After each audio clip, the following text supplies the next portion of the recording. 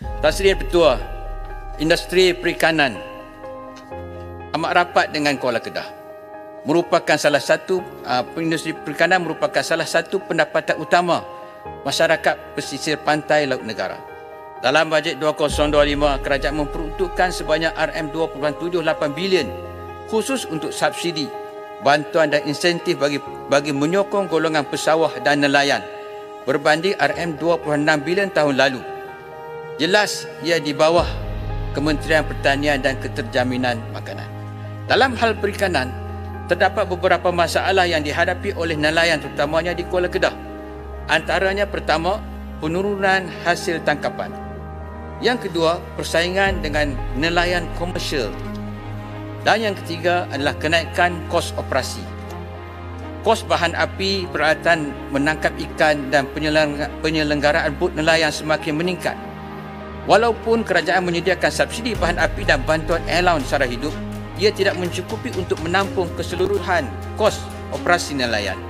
Ini adalah antara masalah yang dihadapi oleh nelayan. Saya ingin mendapatkan penjelasan dari pihak kementerian. Apakah langkah-langkah yang diambil bagi meningkatkan pendapatan isi rumah nelayan berdasarkan pelaksanaan program-program yang terkandung dalam bajet 2024 yang lalu? Apakah usaha kerajaan untuk meningkatkan jumlah kuantiti tangkapan di wilayah pesisir dan laut dalam negara?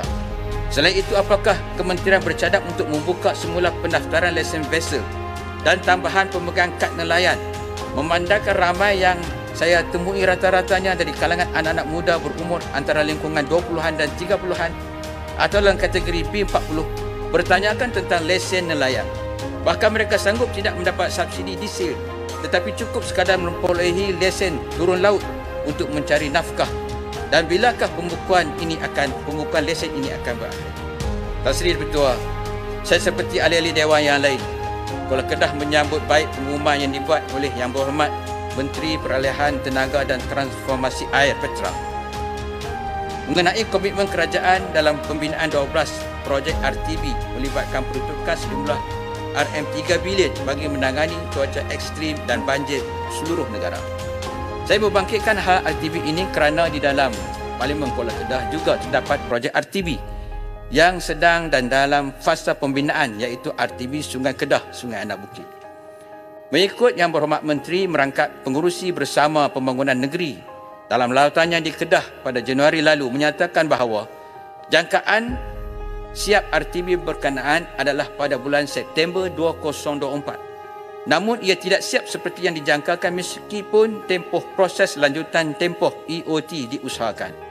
Soalan saya, bilakah projek ini dinyatakan siap sepenuhnya memandangkan pada ketika lawatan berkenaan berlangsung kadar capaian siap menjangkau 78.13% seperti yang dilaporkan oleh Sinar Harian bertarikh 15 Januari 2024. Kedua, apakah kekangan yang melambatkan proses pembinaan RTB tersebut sehingga membuatkan rakyat tertanya-tanya, dan apakah tindakan drastik bagi pihak kementerian untuk menyudahkan binaan RTB berkenaan?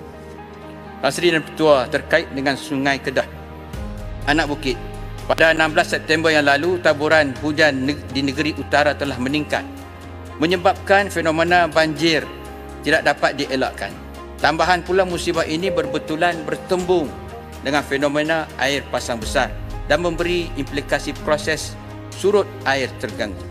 Dalam tempoh berkenaan sehingga 17 Oktober yang lalu, penduduk di lokaliti sekitar Sungai Anak Bukit berhadapan 3 gelombang banjir yang melibatkan pesawah-pesawah seperti di Kampung Alok Madi, Alok Ganu, Alok Goncar, Kampung Cegar dan beberapa buah kampung lain yang terkesan dengan musibah ini.